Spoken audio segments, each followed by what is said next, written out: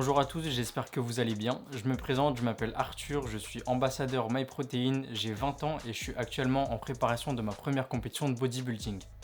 Je prépare cette compétition en catégorie classique physique, donc on est actuellement à 3 semaines de l'échéance.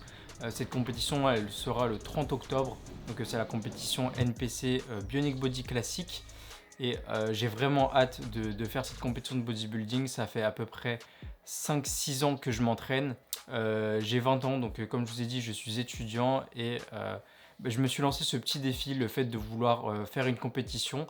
Il faut savoir que j'aime bien me fixer des objectifs, que ce soit à long terme ou à court terme.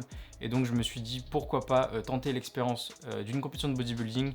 Je suis un grand fan bien sûr de bodybuilding avant tout.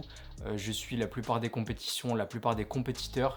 Et bien sûr, baignant dedans, je me suis dit vraiment pourquoi pas essayer ça, ça me rajoute un nouvel objectif. J'avais jamais vraiment fait de sèche auparavant et donc je me suis dit pourquoi pas me lancer dans une préparation.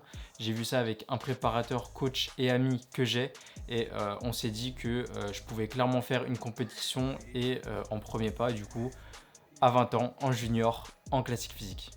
Cette série de vidéos en collaboration avec MyProtein va donc me permettre de vous partager ma préparation physique, ma compétition et également le post-compétition qui sont différentes étapes dans lesquelles on passe pour préparer un show de bodybuilding.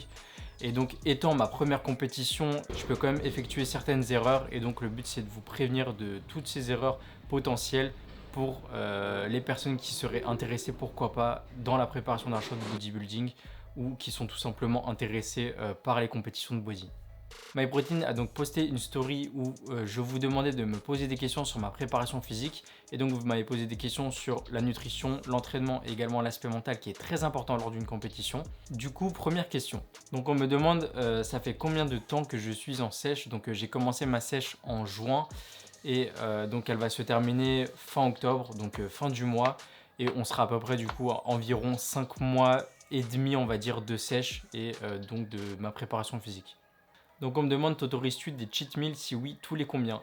Donc en préparation d'une compétition et notamment d'une préparation d'une compétition de bodybuilding ou même en général, ce qu'on fait c'est qu'on ne s'autorise pas des cheat meals. Ce qu'on va appeler cheat meals, ça va être des recharges, des rebonds glucidiques.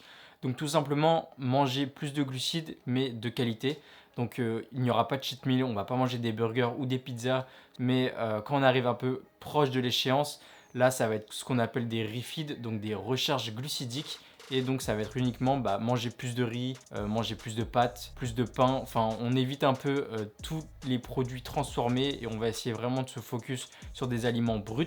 Ce qui va compter principalement, c'est la qualité de tes aliments, mais surtout la quantité. Donc gérer tes macros, les baisser comparé à tes dépenses ou tes macros habituels pour ta maintenance.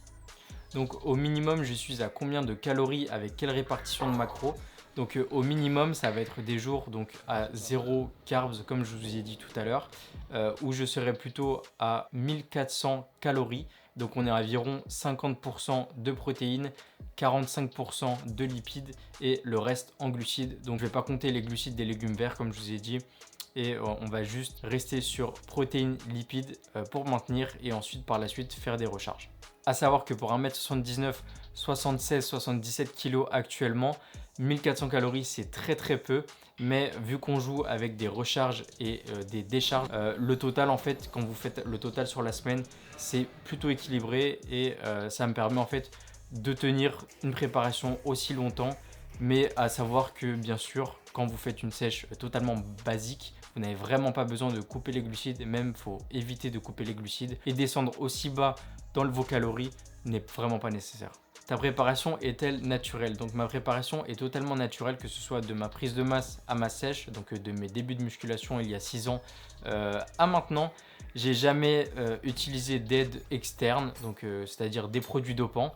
Et pour l'instant, j'ai clairement pas l'ambition d'en prendre. Donc on va rester naturel. J'avais comme objectif de faire cette compétition totalement naturellement. Et donc on va rester sur cet objectif-là. Donc j'ai une question qui me demande pourquoi la catégorie classique physique. Donc tout simplement, je suis passionné par cette catégorie-là. C'est une catégorie où bien sûr il faut montrer ses jambes en men's physique, même si les physiques sont vraiment impressionnants. De nos jours, on ne monte pas les jambes et pour moi, sachant que j'aime Non, j'aime pas faire les jambes, mais bon, j'avoue, j'aime pas trop faire les jambes, mais vu que mon niveau en bas du corps, il était pas dégueu et que j'adore, comme je vous ai dit, cette catégorie, que ce soit par les physiques qui m'inspirent. Donc, vous avez du Bumstead, vous avez du Terence Ruffin et vous avez également d'autres gros athlètes français qui sont excellents en classique physique. Et donc, ça m'a tout simplement donné envie de faire cette catégorie et également le côté classique, donc avec des poses à l'ancienne. Donc, inspiré par Arnold, par tous ces grands noms du bodybuilding. Pour moi, c'est vraiment la quintessence du bodybuilding et donc je me voyais clairement pas faire une autre catégorie. Donc là, j'ai une question plutôt pertinente, c'est comment je réussis à allier ma vie étudiante, ma vie également professionnelle et ma préparation physique. Ça va vraiment être la rigueur, donc tout planifier, savoir à quelle heure tu te lèves, à quelle heure tu manges, à quelle heure tu t'entraînes, à quelle heure tu travailles, à quelle heure tu es occupé. Et dès que tu connais chaque facteur en fait de tes journées, de tes semaines, de ton mois, de toute ta préparation physique, ça va vraiment être la clé du coup pour ne pas vous sentir surchargé par vos activités. Comment va se passer ma préparation jusqu'au jour J? Donc jusqu'au jour J, on va garder pour l'instant le même processus, donc le fait d'être à zéro glucides et ensuite en rajouter progressivement, donc faire des décharges et des recharges. Sinon, jusqu'à la fin de ma prépa, il faut bosser le posing bien sûr, donc que ce soit les poses imposées ou même le posing libre qui est un posing d'environ 40 secondes avec une musique au choix.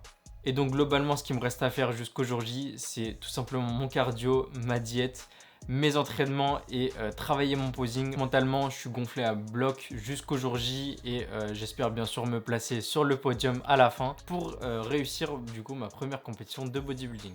On arrive à la fin de cette vidéo, je tiens à remercier MyProtein pour me permettre de faire cette série de vidéos sur ma préparation d'une compétition de bodybuilding. J'espère que l'aventure vous plaira autant qu'elle me plaît à moi. En tout cas, moi je suis déterminé à aller au bout de ma préparation et j'espère pouvoir vous partager un maximum de motivation et de conseils. D'ici là, prenez soin de vous, je vous dis à la prochaine. Salut!